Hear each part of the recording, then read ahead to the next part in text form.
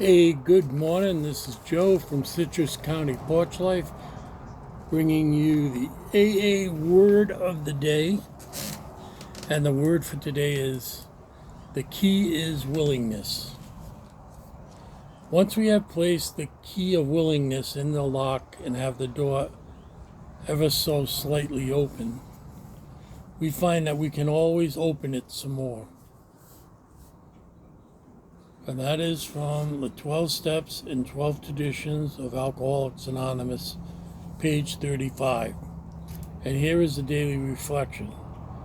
The willingness to give up my pride and self-will to a power greater than myself has proved to be the only ingredient absolutely necessary to solve all of my problems today.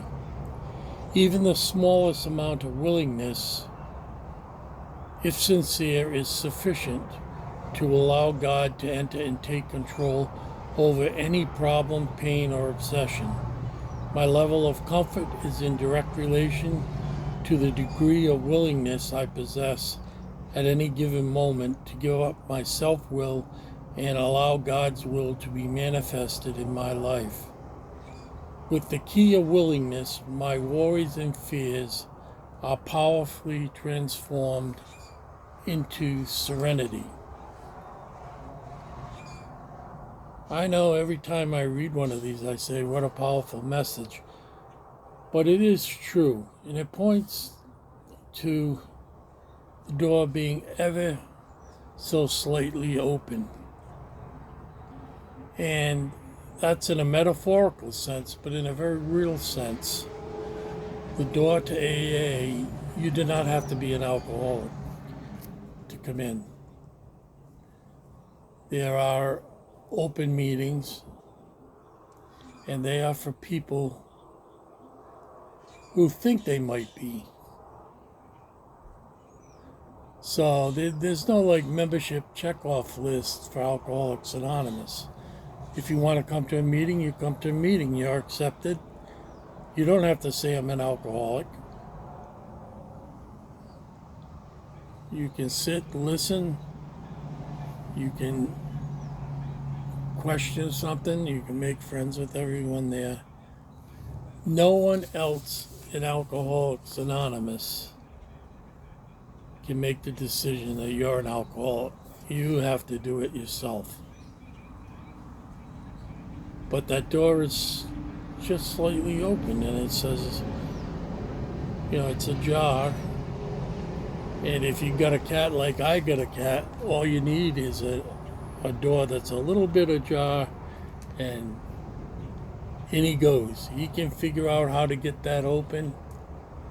I have a very smart cat, and when he wants me up in the morning, he puts his paws under the space.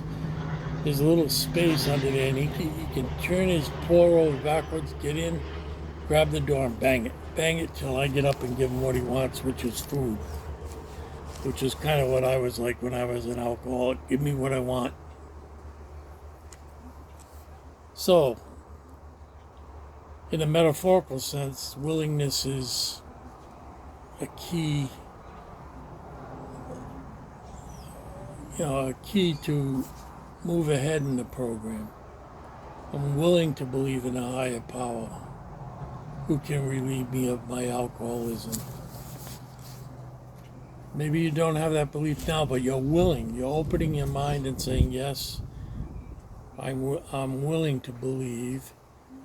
You might not be at that point now.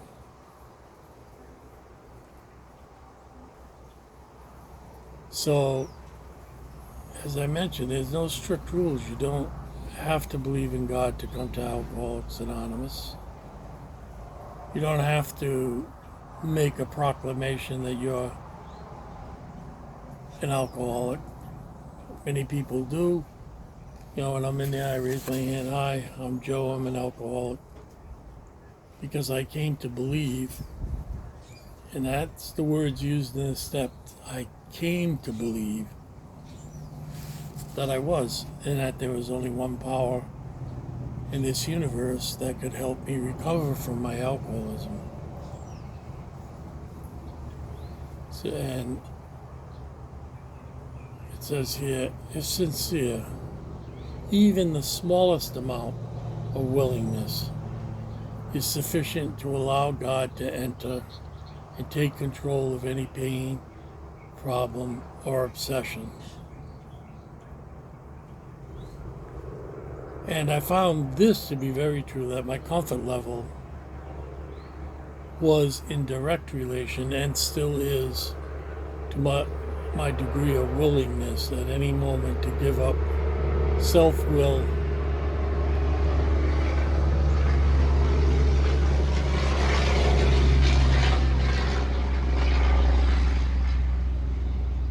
so very many cement trucks, dirt trucks, they're extending the toll highway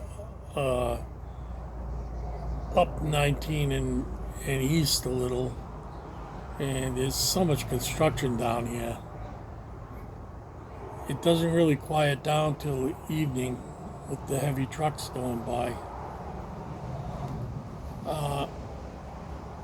And then once the, well, it is really, I cut the lawn in front of the house yesterday, so it's starting to grow fast. My plants that I put in are really growing fast. I'll make a video and put it up on here. It really doesn't have anything to do with alcoholism. I'll let you see that now that my alcohol is in remission, I can actually do things. I would always plan to, like, fix up the front of the yard when I was drinking, but I never got to it because I was always drinking. No matter what happened, I'd end up drinking. And as far as serenity, I think I truly have it now. At the height of my alcoholism, I just, you know, there's a theory that we have an allergy to alcohol. And I really believe that, because when I get it in my body,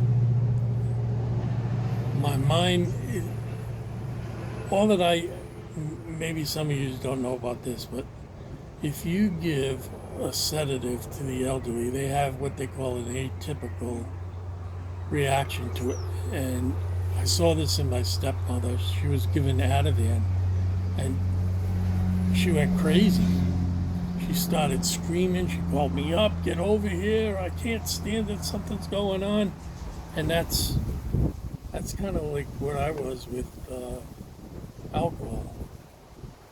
And no serenity, just my mind going a mile a minute. Never really, I wasn't able to read anymore. It was crazy. I was trying to think of everything all at once.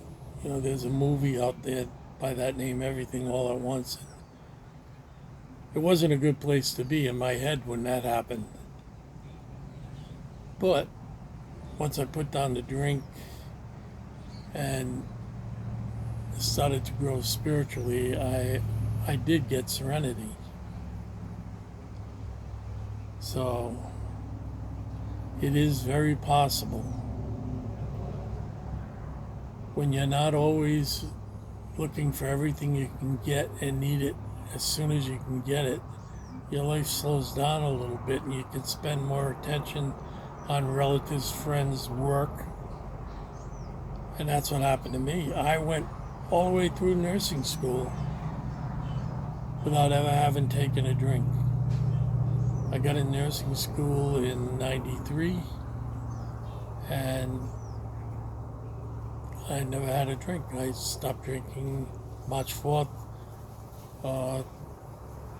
1991. So my whole career as a nurse, I never had to worry about being impaired, when I've seen many impaired nurses show up on a unit. People got me as I was, fully sober and ready to help them. So that's it for me today. Have a safe and sober Friday, and we will talk to you tomorrow. I am going to attempt a long walk down to the Hernando County border. I'm in Citrus County, Hernando is the county directly south. So I have to walk out of my house, go out the main gate. This is a gated community, and then walk about a mile and a half down the road to get there, and then a mile and a half back. So it's kind of like a 5K. Not too bad. I've done that before. And before, whenever I wear this hat, I have some people say to me, "What is that hat?" Well, this is what is called Block Island, Rhode Island. It's a 10 square mile island off the coast of Rhode Island, 10 miles off the coast, about 10 miles off the end of Long Island, too. It's part of Rhode Island, always has been. And I was a lifeguard right there. That was at Block Island State Beach.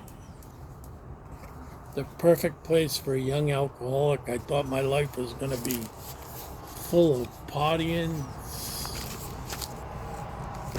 And the guy that got me the job put me up with a bunch of nuns. I lived in a house with nuns. I went to Mass every morning.